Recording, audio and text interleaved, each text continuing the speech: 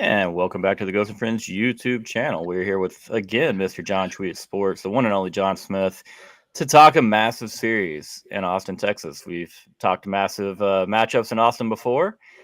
Things went John's way. We're really hoping this time we can even the scales out a little bit on him. John, how are we doing today, brother? Hey, I'm doing fantastic. Listen, for those of you tuning in, this is not going to be – I'm not going to talk about Georgia beating Texas in football twice. I'm not going to talk about Georgia beating Texas in basketball in Austin in a must-win game. We won't even bring that kind of stuff up. We're just going to talk about baseball, and hopefully, we're going to have a good series between what I consider two of the premier baseball teams in the country this year. I think most folks would agree with that, but I want to be clear, even after Texas State did whatever they do in Austin last night, man. I still think those midweek games, they're so wonky, but Texas is absolutely a wagon, and I'm excited to see Georgia play them. For sure, man. And again, we've talked about doing a little baseball preview throughout the year, but again, like we said before we came on there, didn't expect a top 5 matchup. It really didn't. Georgia sitting at number 2, Texas number 5. Obviously, there's a million polls out there, so it kind of depends where you look, but feel very confident saying these, like John did, 2 of the premier clubs in America, definitely worthy of their rankings.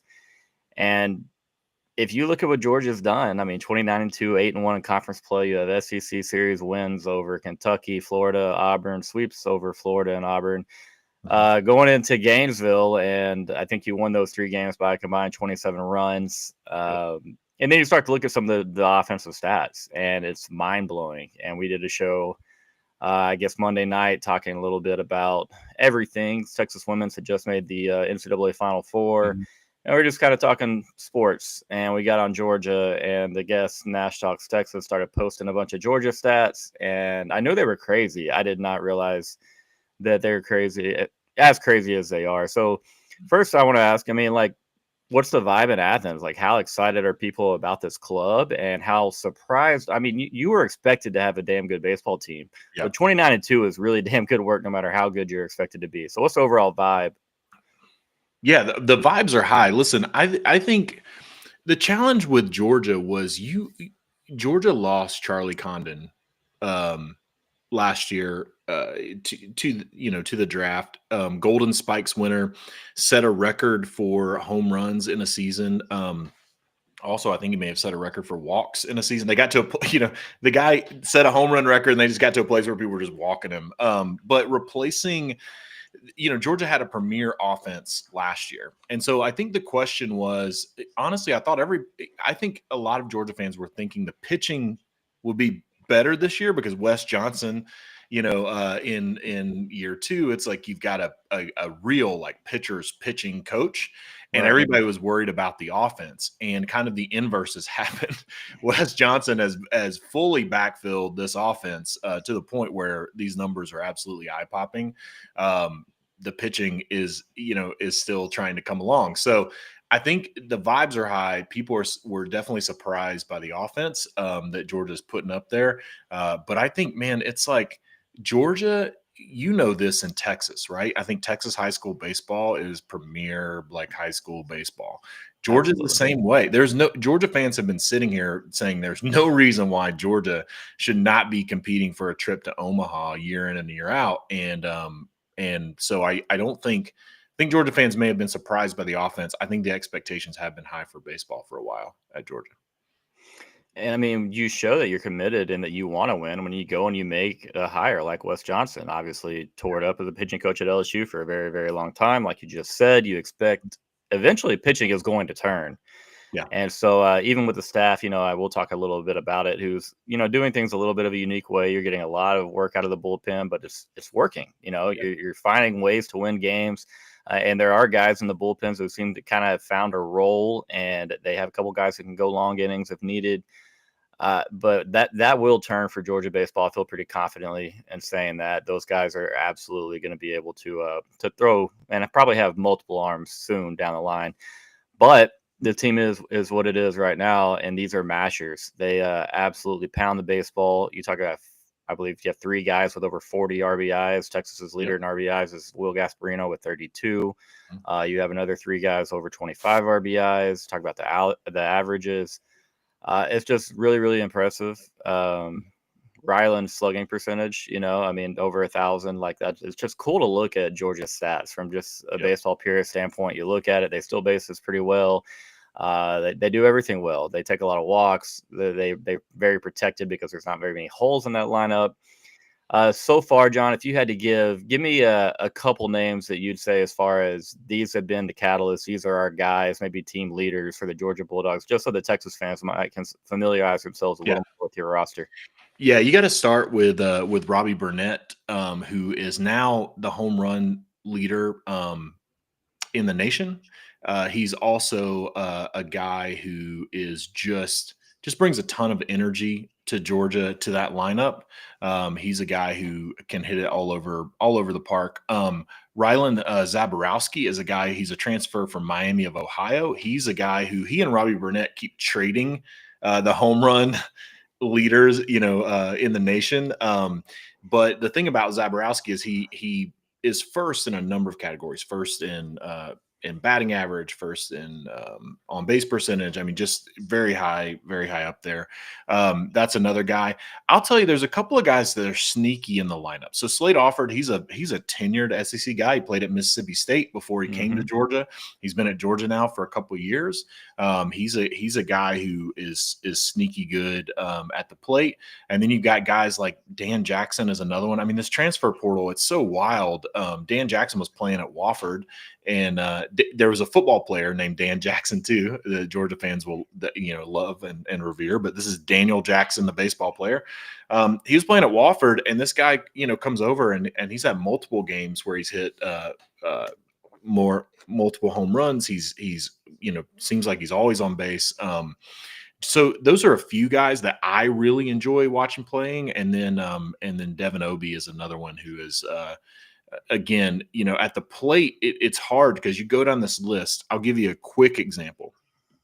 Georgia, the Saturday game versus Florida, in the Florida series a couple weeks ago, Wes Johnson put out a lineup, and everybody started tweeting.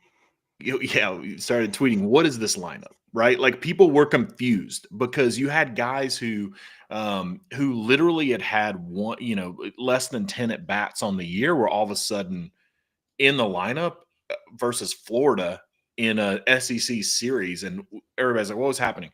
And Jordan ended up scoring, 3 or 4 runs in the first inning. The first 4 batters were base hit, a strikeout on a 3-2 pitch that should have been a walk, another base hit, and then a 3-run bomb. Like, it was like right out of the gate. So that's the thing about this lineup. It's so deep. They're putting in, they put in guys that you think, you're like, who is this guy? Like, he hasn't even had many plate appearances, and all of a sudden he's like hitting bombs. I mean, it's just a wild thing to watch. So, but I would say for Texas fans, get familiar with Robbie Burnett, get familiar with Ryland Zaborowski, Devin Obie, Daniel Jackson, Slade Offord. A lot of those guys are the whole lineup. So the whole lineup. I mean, I hate to be that way, but it's true. It's like you start naming names and you're like, okay, well, I missed Christian Adams, who came into a game and hit 2 bombs, against Florida. It's like, you just start naming names and you just miss guys because they really can get you from anywhere. Absolutely. And it almost sounds and feels like we're talking about a Kirby Smart led defense here, but always going to have a little bit of PTSD from the first week we had together, John. I just have to say that. I think that's a fact. I like basketball just as much as football, so watching Georgia just absolutely pound us there didn't help. I posted and said, does Georgia own us? And I'm having fun. All right, this is on X again, guys, for you watching on YouTube. We're on X, and I just make a joking post. Does Georgia own us? And I have Texas fans like, Stop being soft. And this is just a few, but it's like, Yeah. I mean, we got to beat these guys in something. We can't just walk into the SEC and let the old dogs rip us up in every sport that we get them in, and that's what's gone down so far. So, Yeah. 0-3 against Georgia in the big sports on the men's side, and then you have a massive series. Now, John, on our side, I will say this: it does feel like there is a little bit of a dark cloud hanging over the Disch Falk field at the moment in the baseball program, and it has absolutely nothing to do with Texas State and the loss to the Bobcats last night, and a kind of a wild finish there. Mm-hmm. Kind of gave that one away, and I think most Texas fans and even players would say that, but yeah. It's just a crazy weekend. We go to Missouri, whip them around as expected, as most teams do Missouri, and no disrespect to the Tigers, just not on par with most of SEC baseball programs. But Evan, really, this is good. I'm not a cowboy. I know that everybody thinks Texas, everyone has a rope and a hat and a horse and boots. Like I have none of the four. I know we got some dudes out there that could probably handle it. But again, like John just said, Georgia baseball, probably underrated on a national scale. Georgia rodeo, probably the I'm just same. going to throw this out there. It's not rodeo, but it's rodeo adjacent. Georgia, multiple national championships in equestrian. So I There we go. we can ride horses too. Well, some maybe people might call Georgia and Texas an everything school. I know Tennessee, they don't even have gymnastics, and they try to act like they're an everything school. We don't have gymnastics. I know. I made that joke.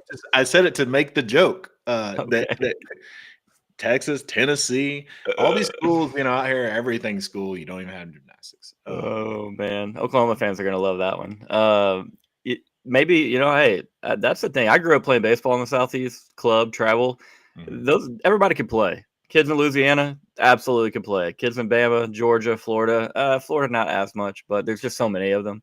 And obviously that's a joke. We got a dog on John's big rival a little bit. But yeah, last night hurt as far as watching and just the way it played out. You want better for the players because kind of did give it away. The drop hurt in center, Borba at third, just a couple plays where should have made plays.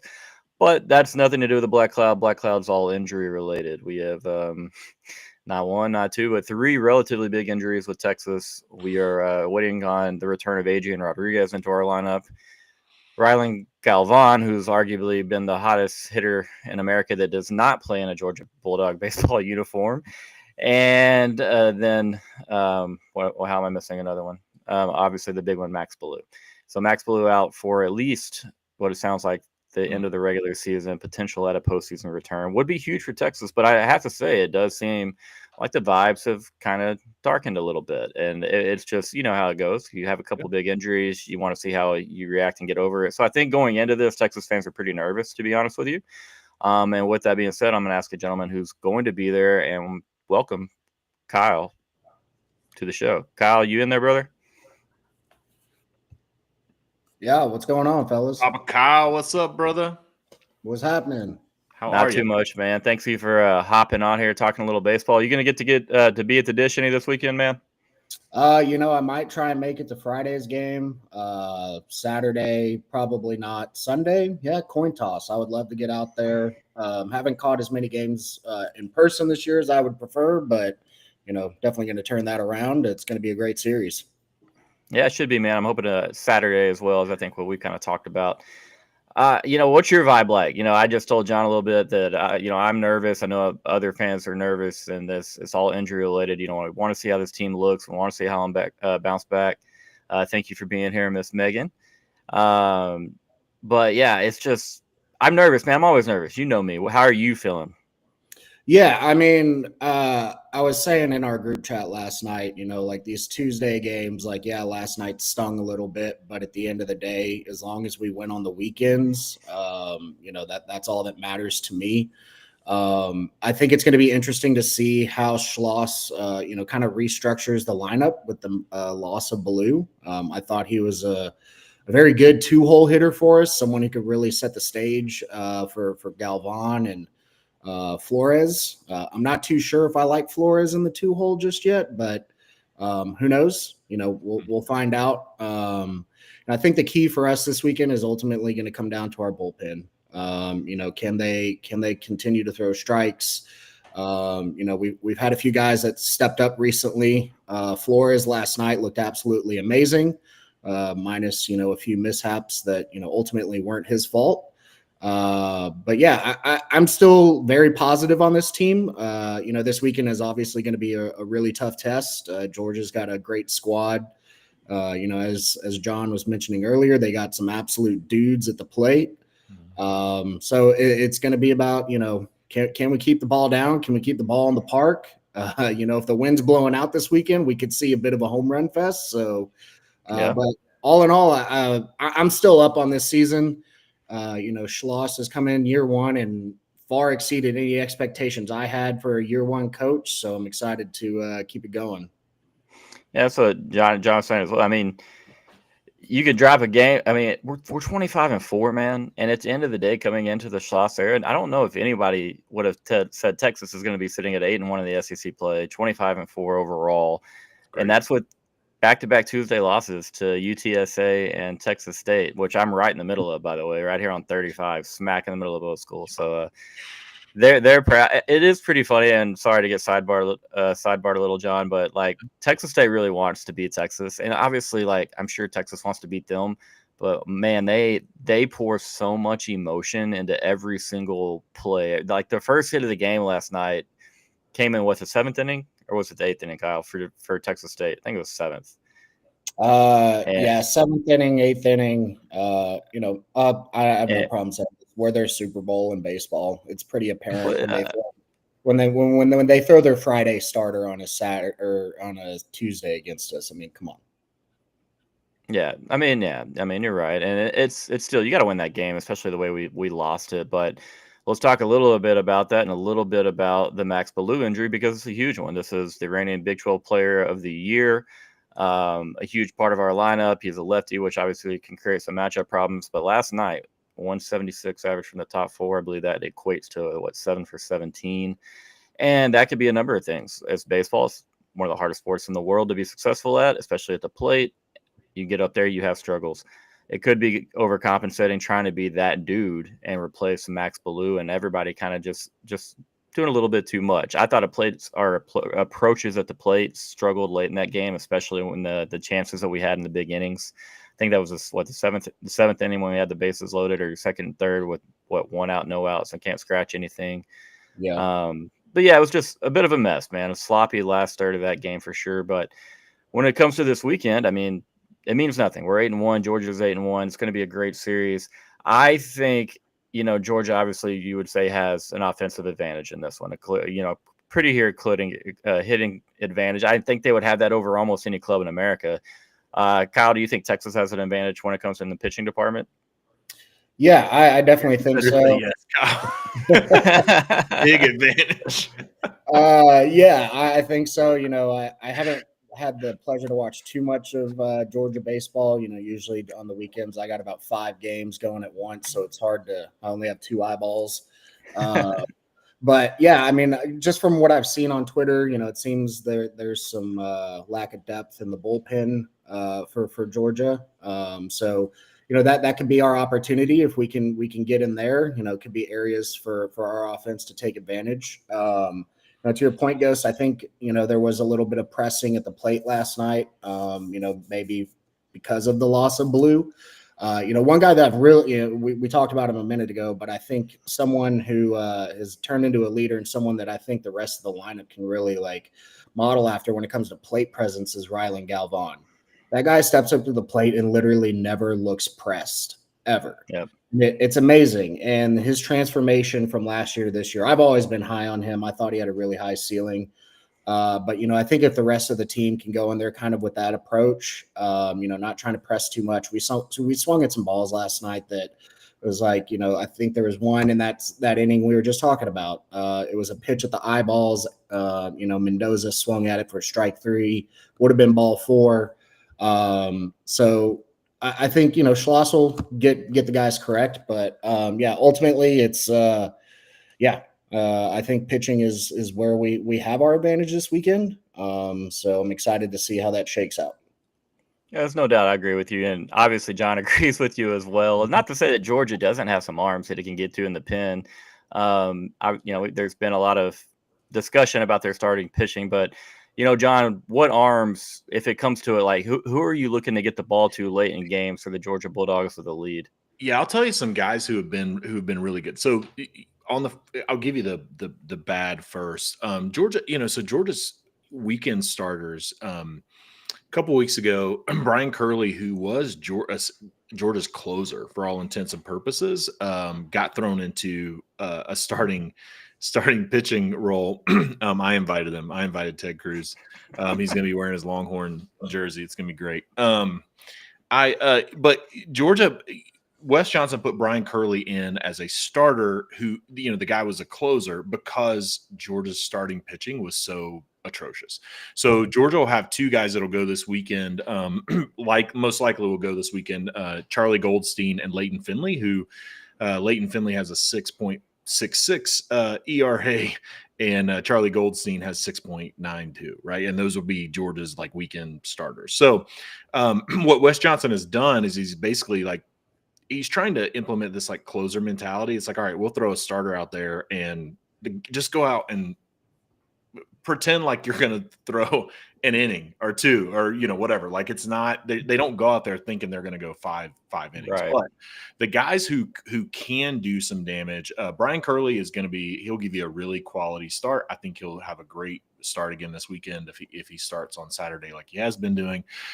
Colton Smith pitched against Auburn the other night and pitched 5 innings of one hit ball. He came in the third inning and pitched the third through the eighth of one hit. Only had 2 walks, I think. Like Colton Smith is a guy who can give you some good middle innings. He's a guy who was in the starting rotation and got moved to the bullpen with the way that Wes Johnson is trying to fix the pitching. Right.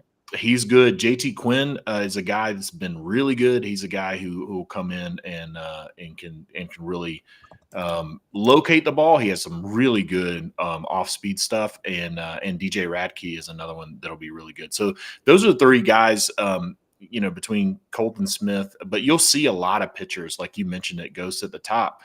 Wes Johnson, he'll go out and he'll be like, all right, hopefully our starter gives us 3 innings. And then it's going to be by committee, and he's not afraid to run 5, 6, 7 guys out there. And so we'll see how it goes for Georgia, on the mound.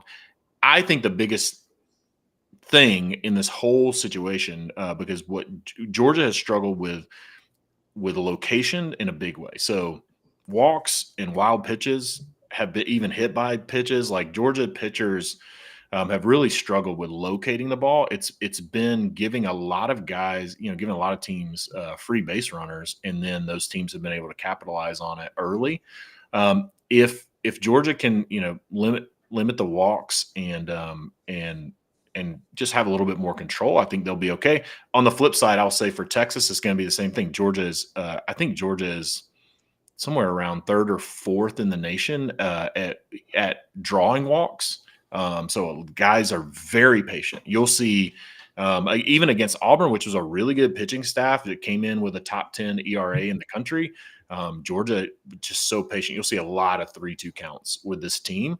I think people think they get up there trying to hit home runs, but Wes Johnson is very clear. They get up there being very patient. And so when you're in college ball and high school, y'all know this, right? If you can hit it and you can be patient and you can get to a 3-2 count, you're going to have a guy. A lot of times, a guy's going to try to throw one past you, or he's going to try to locate the ball, try to throw a strike. And that's how Georgia's getting a lot of their home runs. It's in these situations where they're just so patient at the plate that you end up making a mistake and they hit it out. So Texas, they're going to have to limit, both teams are going to have to just control walks. If you can do that, it'll be all right. Yeah, I think that's really well said, John. Command, I mean, it's college baseball, man. Command and bullpens is the whole name of the game, right? When it comes to the really good teams, and as far as how, the ceiling that your team might have. And that, I think it's pretty clear. Yeah, Texas definitely has a pitching advantage. You're going to try out Jared Spencer on Friday night with his 3.62 ERA. Luke Harrison, just over a 2.12 ERA, and I think Ruger's right at 3, assuming that Ruger Riojas comes back out as a Sunday starter, who's been really solid for Texas so far. And so, yeah, Max Winter and Texas pitching, it's it's been fun to watch so far. As far as us, Kyle, I'll let you kind of talk about who do you want to see holding the ball late for Texas. When it comes to the bullpen, who do you trust in the most? I think it's the names are all going to be the same for most of us. But talk a little bit about our guys late in the bullpen that we're trying to get the ball to. Yeah, I mean, obviously the first two that come to mind are Volantis and Grubbs. I think they've been our most reliable pitchers out of the bullpen so far. I mean, Volantis, his ERA is 1.17. Grubbs, you got 1.14. They've really been able to come out of the pen and command the strike zone.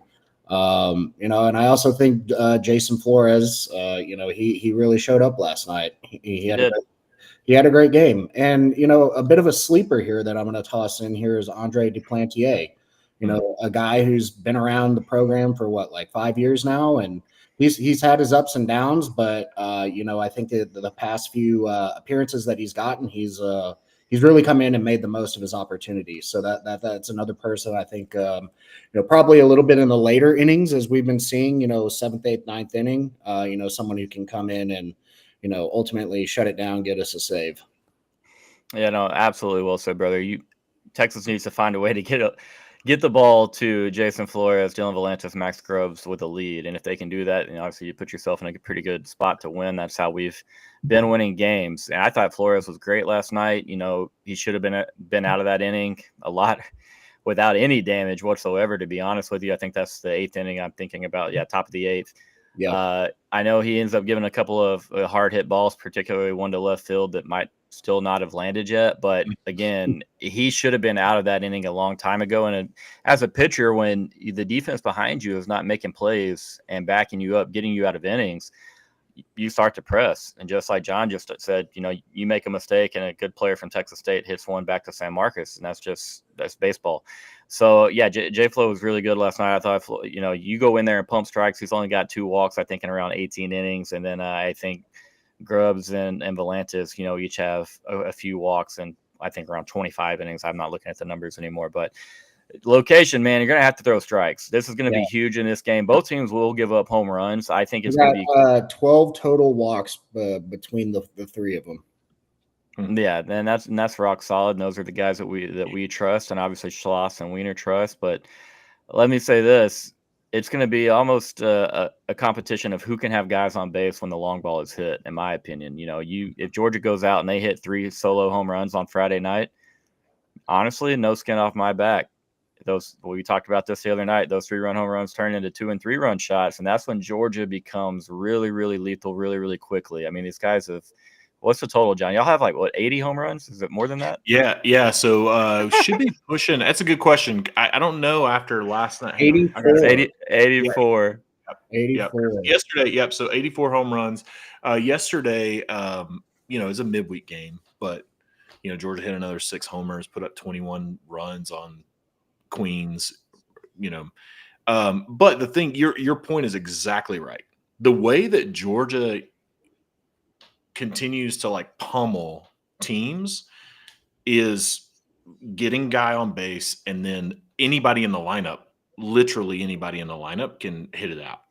And so when you have guys who are patient, if you allow free base runners, if you allow walks, hit by pitch, wild pitch, any of this kind of stuff, and you get 1 or 2 on, that's how teams have gotten themselves in trouble with Georgia. Because Georgia, I will say, they've had a number of games where the offense just shows up and they're just hitting it out of the park from, the first at bat. But they've had a number of games where it's been 3, 4. I want to say Auburn pitched 4 full innings of a no-hit ball versus Georgia and lost the game 11-7 because Georgia had the 5th inning, put up 5 runs. It's that's the thing that you have to be very careful with this team, and that's a great point, Ghost. It's dude, you can't give them freebies because they're gonna hit home runs. It's just a matter of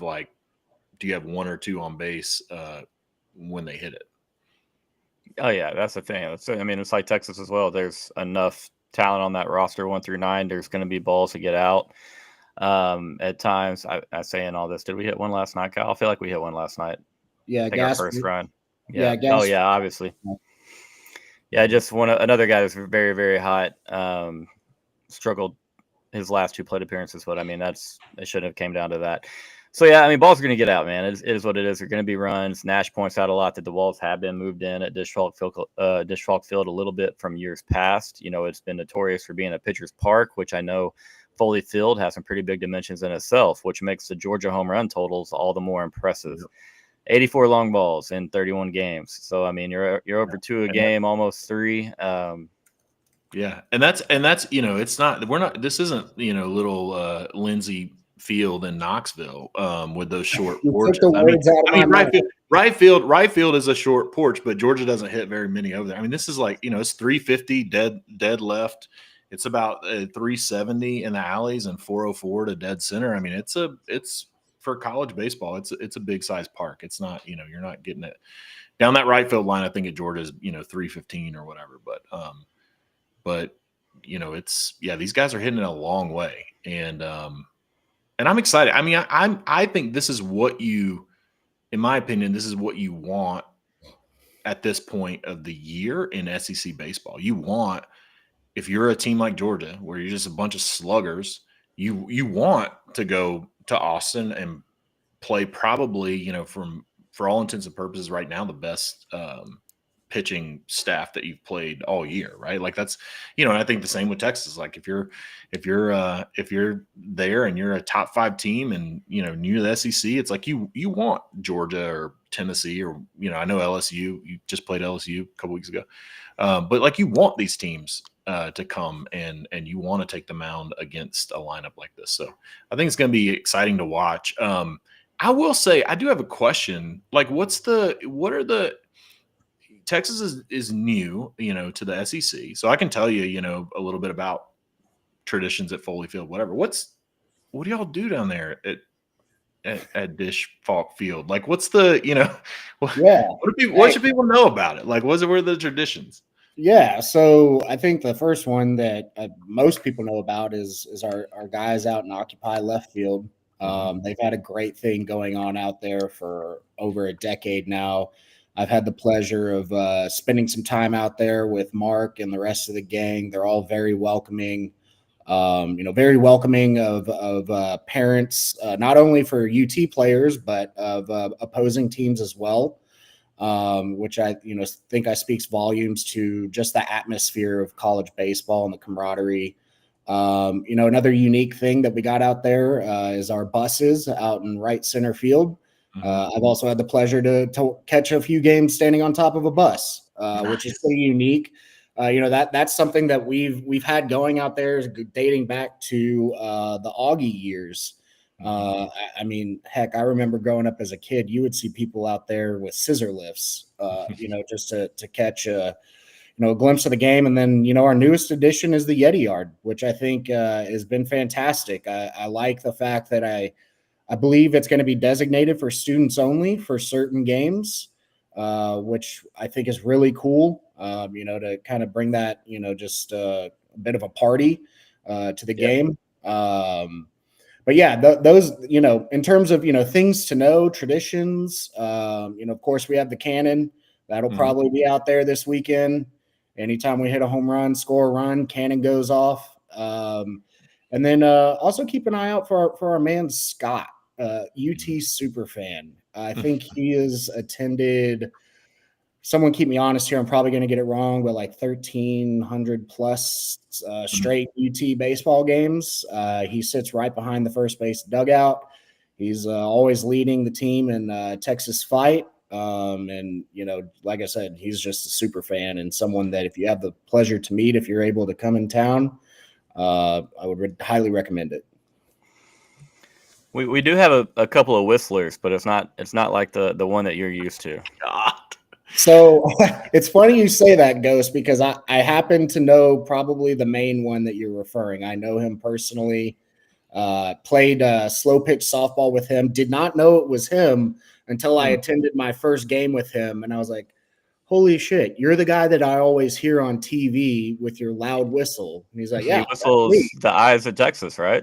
Yes. So I love it because you can hear him as as we're getting ready to make pitches every time or teams are pitching, I'm like, that's cool. I wish I had I can't whistle. I'm 36 years old. My kids troll me all the time. Why can't you? I can't do it. I wish I was a guy that was whistling. I'm definitely not envious of the Vandy whistler. I'm not going to say one side or the other about whether he's good for Vandy baseball or not. It's just intense. It's a lot more intense than our whistling. I'll say that. There we go. But he nailed it. There you go, John. Kyle nailed it really, really intently. I will say this: Texas baseball fans are as intense and as passionate as any of the other fan bases. It's not going to be like basketball. You don't have to walk in and question what type of crowd you'll get, if any type of crowd. DKR can be a little bit sleepy at times to start games. I think it's a lot of nerves, to be honest with you. Texas baseball, there's a high standard, man, and they've obviously as accomplished as anyone out there. And I think that that's my favorite group of fans. I don't, not to diminish Texas football or baseball fans, but I love being at the Dish, and just the energy that the fans bring overall. John, Georgia wins this series. Give me one name, one Bulldog name that Texas fans will remember most. Ooh, Brian Curley. He's he's the pitcher. He'll probably be the Saturday starter. I'm gonna go with a pitcher because I think as I mentioned, number of guys who can kill you from the plate, and it seems to be just a rotating group there. But Brian Curley is if you're on X, Twitter, or you can just probably Google this too. But Google Brian Curley, Kennesaw State, and you'll see this guy. He's in a situation where the go-ahead run is at the plate. He has 2 strikes. There's a guy on second. He pulls the glove. He turns around and he makes like a middle school boy face at the runner on second. He's like sticks his tongue out, shakes his head, then turns around and throws a strike, like swinging to end the game, and then like throws his glove and like walks off the mound. I mean, the guy, Rob Freeman, the pitching ninja, like he did a whole breakdown of Curley's first start where he was like in between, like Georgia's still fielding the ball and he's like dancing like on the mound. He's a guy who is just like in his own element.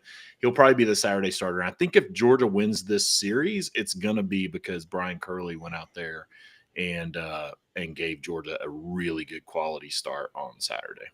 And that's the thing. I don't think, Texas fans, you got to take into account exactly that. A sneaky 5-6 innings from a guy that you might not be anticipating it because you've heard a lot of, negative about the pitching staff. And again, these are college kids. You never know exactly what you're going to get on any given day. And so that sounds like a vibes guy, Mr. Curley. You're sticking your tongue out at runners. You're dancing around while the ball. I'll post it. I'll tag you in it. The vibes are very high with Brian Curley, for sure. I love it, man. All right, Kyle, same question. If Texas wins this series, what name does Georgia remember on that bus ride or flight home? Yeah, I'm going to toss out one for offense and one for pitching. I think on offense, our man, Big Willie Gasparino, as long as he stays hot, it's going to be hard to forget who he is leaving Austin, Texas.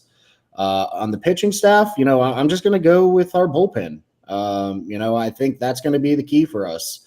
I have all the confidence in the world in our starters, but, I think it's going to come down to Grubbs and Volantis and Flores. So it's kind of a, half-ass answer there, if you will. But, I think that's going to be, where we can, make or break the weekend for us.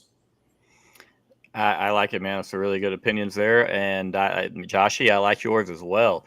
If this series is 1-1 going to Sunday, I'm going to feel pretty good because Ruger is, without pun intended, Ruger's got that dog in him, and he has a lot of energy coming off the mound. Another vibes guy.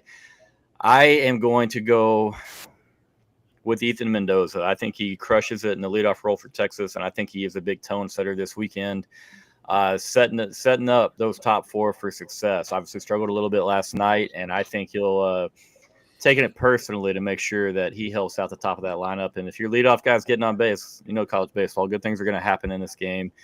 He's a very patient hitter. He's capable of taking walks, and yeah, he had a strikeout last night that he'd like to take back. Kind of chased a little, like Kyle said, a pitch up at his eyes in a big moment. And I think his approach will be rock solid this weekend, and it's going to be important. It's going to have to be because Georgia's damn good.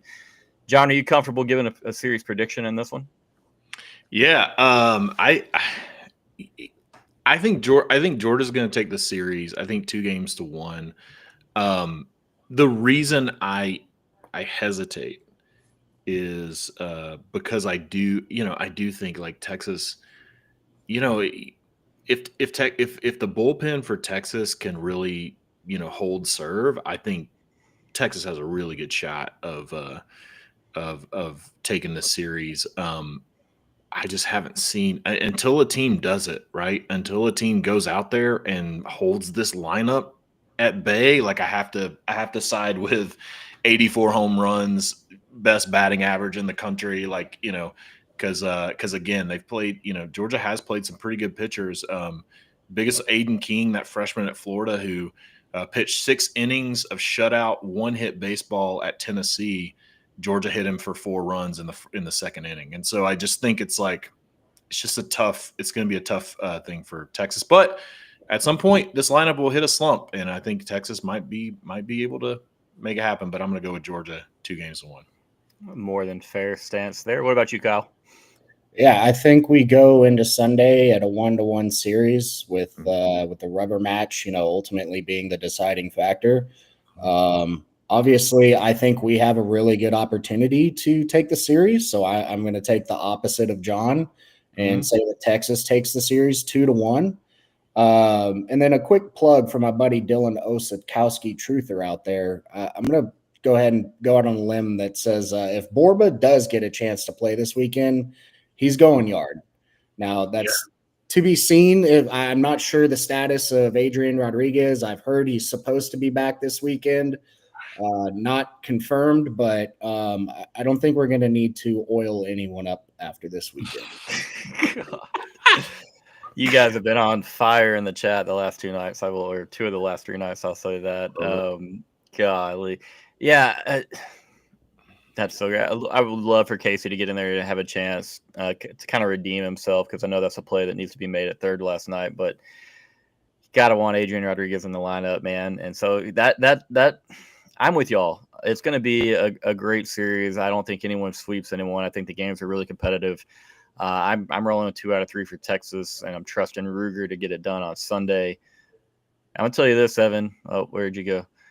Georgia Twitter. I've seen your relentlessness on Twitter, and y'all will be very, very loud. I don't even know if all of y'all like baseball, but I know that every one of y'all will pretend to like baseball. We have those fans, too. I'm not just saying it's you guys to do that.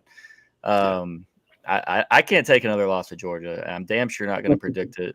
John and I will probably have a wager on this. We'll discuss it behind closed doors and reach an agreement. Last time hurt. I barked like a dog. Maybe we actually get him to sing the Eyes of Texas this time. I'm not sure. I will sing the Eyes of Texas. Or I don't know if there's something worse, but whatever. We can go school song for school song or Okay. I'm never barking again in my life. We do have an update about flag football. The protest is underway. You guys are okay with red and black colors. I am not. 5-year-old. No, to be clear, no one is okay with Buckeyes. That's no true. one is okay. It's not even about the colors. If you rolled me out there in green and orange and it had Buckeyes on it, not okay. That's more than fair. And the way the guy did it was the worst part because he calls, and I had only signed up as an assistant coach because we're in the middle of club volleyball season. So I was going to have to miss a couple of weeks. And I answered the phone and he was like, hey, I was just curious if you any interest in being the head coach. We'd really need another coach and this and that. And I'm like, okay, you know what? I'm happy to help however I can, but there is a week or 2 that I will have to miss. And he was like, okay, great. I hope the little guy's excited. And I was like, all he wants to do is know the team name. And he was like, oh, yeah, you're the Buckeyes. It's like, oh, okay. So you get me in there as a full timer. Then you throw the Buckeyes on me. And then he was like, but don't worry, man. The uniforms are great. Well, that's the worst part about it. The uniforms, the red and black. I just want to show up in white T-shirts and we'll have team written in red or something. I think that'll suffice a little bit. But listen, this is okay. So my kids are teenagers now, so I don't have to deal with this anymore. 16 and 13. I have strong feelings about this.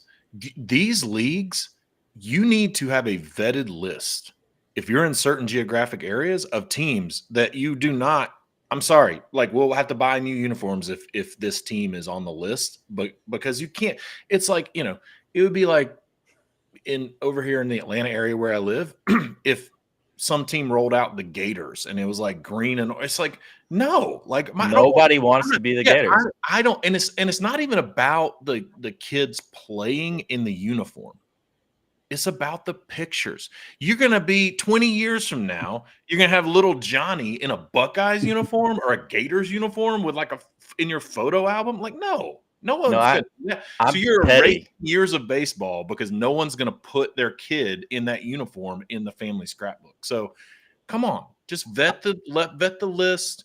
And again, it's like, I mean, again, they do this around Atlanta all the time with major league teams. And it's like, poor, you know, Timmy is on the Mets. You're like, what? Are you kidding me? No, like my kid ain't playing for the Mets.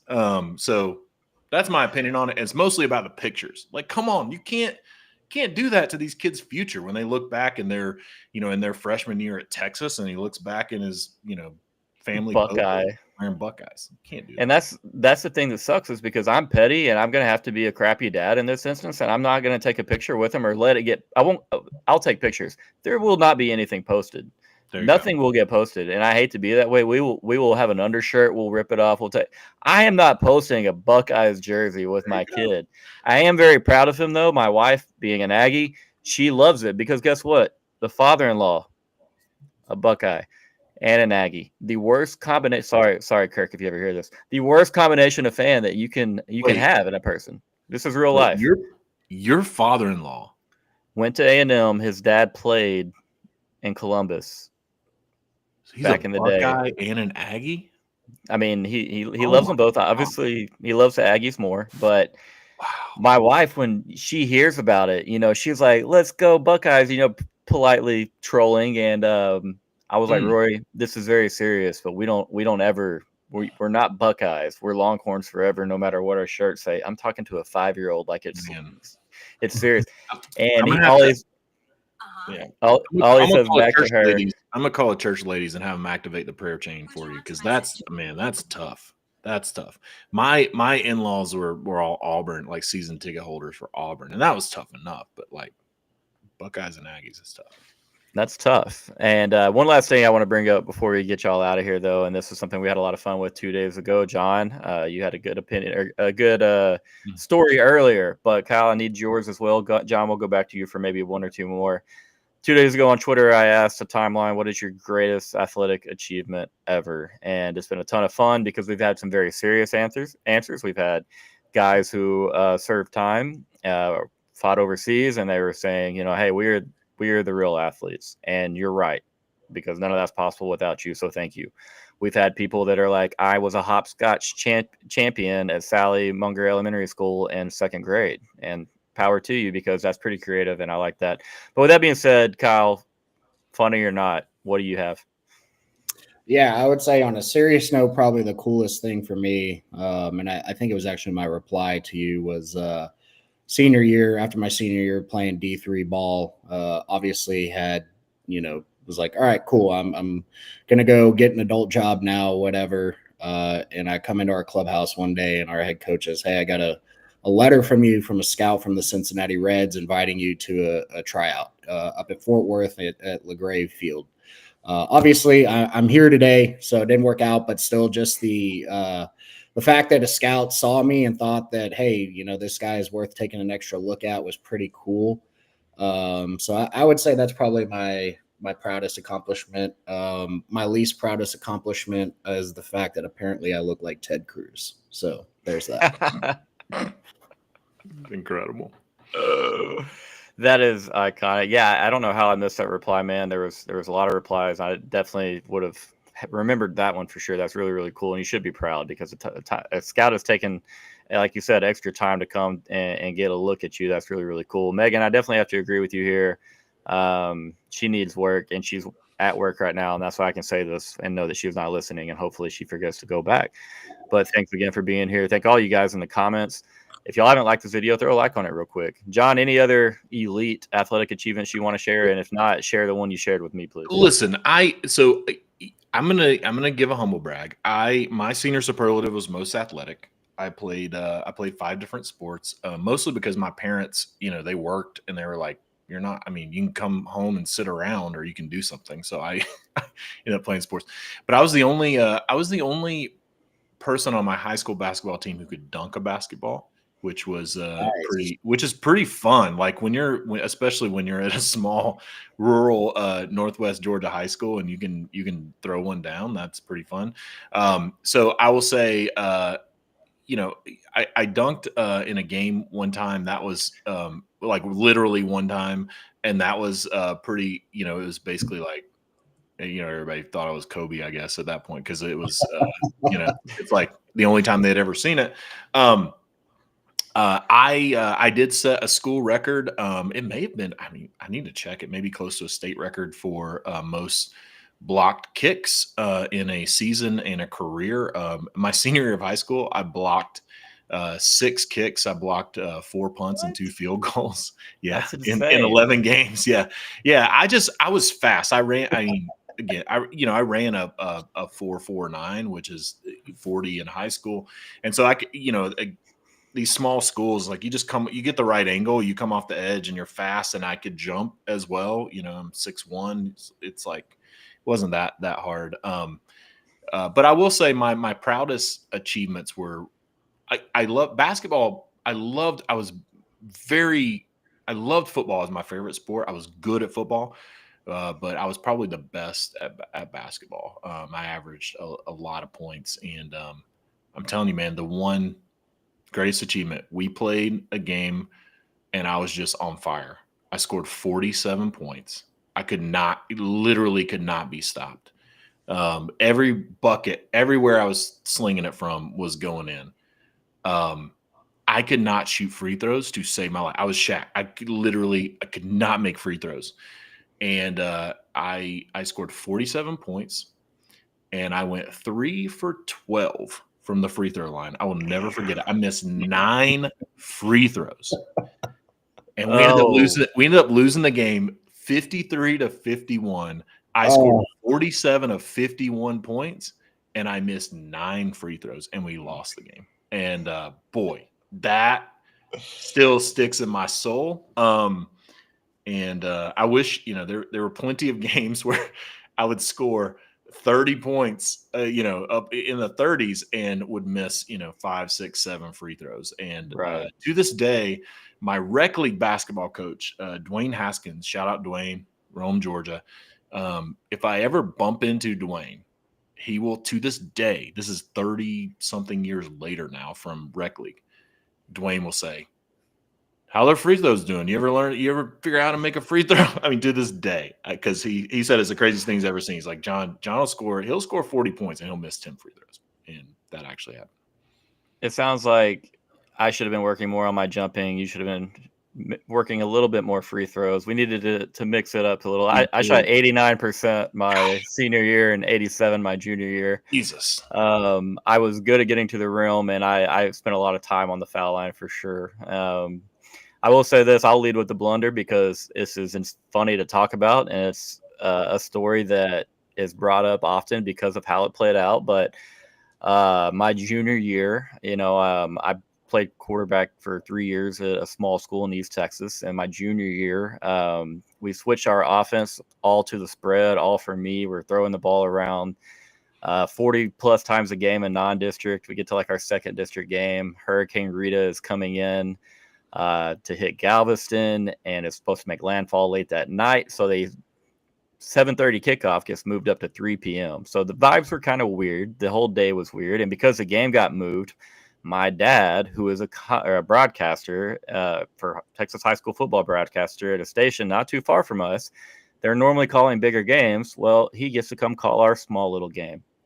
The first pass that I throw gets deflected by our wide receiver, straight up in the air, intercepted. The second pass I throw, one of our receiver runs the wrong route. So we have 2 guys run the wheel route on a 1st and 10 situation, like on our own 10-yard line. We're going for the gusto. we have both guys run the wheel route. No one runs a slant. We only have one defender over there with the two receivers. He's the one that picks it off. He's the only one that makes a play on the ball. The first 3 passes I throw get picked off. I throw 6 total interceptions in front of my dad. One of the only times my dad, maybe 1 of 2 or 3 times he ever saw me play football. Rough times. I did finish the year with 31 touchdowns and 2 picks during the last 7 games, but that's neither here nor there because it's really hard to get over that headline that reads Samuels throws 6 interceptions and lost. That's Carson Beck territory, bro. Brother, it was rough. And so, you're small town. I'm sure your districts work the same. You're going to see these guys again in basketball. You're going to see them again in baseball. And so it was very much a hey, we're going to make them pay in the other sports. And so, but yeah, basketball, man, that was my thing. I loved football first, but basketball was my best sport. A couple 40-point games as well. Way back in rec league, I had a 57-point, I scored 57 out of 59. And I'll never forget, with like 2 minutes left in the game, our rec coach, I remember Wade Thomas, rest in peace. He makes the comment to me, hey, let's go ahead and pass the ball now. I'm like, you told me to shoot it every single second of this ball game, and now that we kind of have a 10-point lead with 2 minutes, you're like, yeah, let's go ahead and give it up. Like they know the jig, bro. The parents aren't going to be fooled by you right here. But yeah, I thought that was a lot of fun. It's always cool to see what sports people are into, what their background is. You have some guys that play D1 ball, some guys that that almost made it, some guys that said they played club ball. A lot of really cool answers in there. So I'm always happy to do that. I think I did that one in a couple of years back. I'll run it back down the line. But anything else, gentlemen, before we let you get out of here? I'll just tell you, like you talk about jumping. I'll tell you this because I know you have small kids.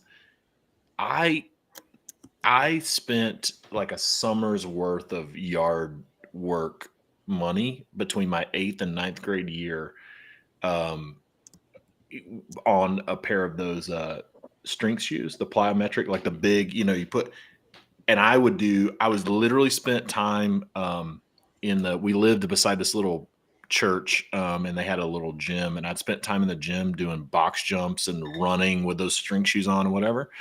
And I went from being able to almost touch the rim to being able to dunk between like my 8th and 9th grade year. So aspiring little ones, athletes, plyometrics, like I'm telling you, dude, like get middle school, get those dudes on plyometrics. That stuff was so funny to look back on. Like I look back on those shoes, like that's ridiculous. But everybody, when in high school was like, what? I was like, dude, it's string shoes. Like that's what I did. So, John had bounce.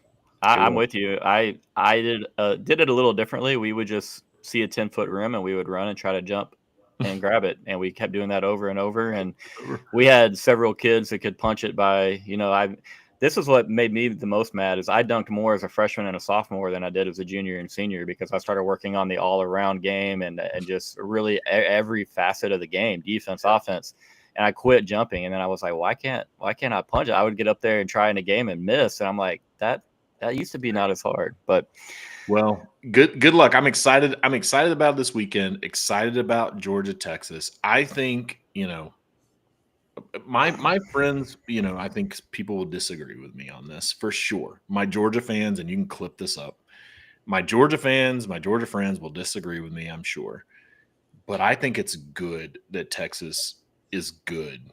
I think it's good that Texas and Georgia is a top 5 baseball series. I think it's good that Texas and Georgia football were a top, 2, 3 football game. Like, I'm excited that Texas is in this league because I think the SEC has been extremely deep top to bottom. And I think when you add, with expansion, when you add teams like Texas, I think this is what you want. This is what you want. You want this to happen. So I hope the fans show up and show out. I'm excited to see what happens. Hopefully, we have a good series and, hopefully them dogs are barking in Austin once again.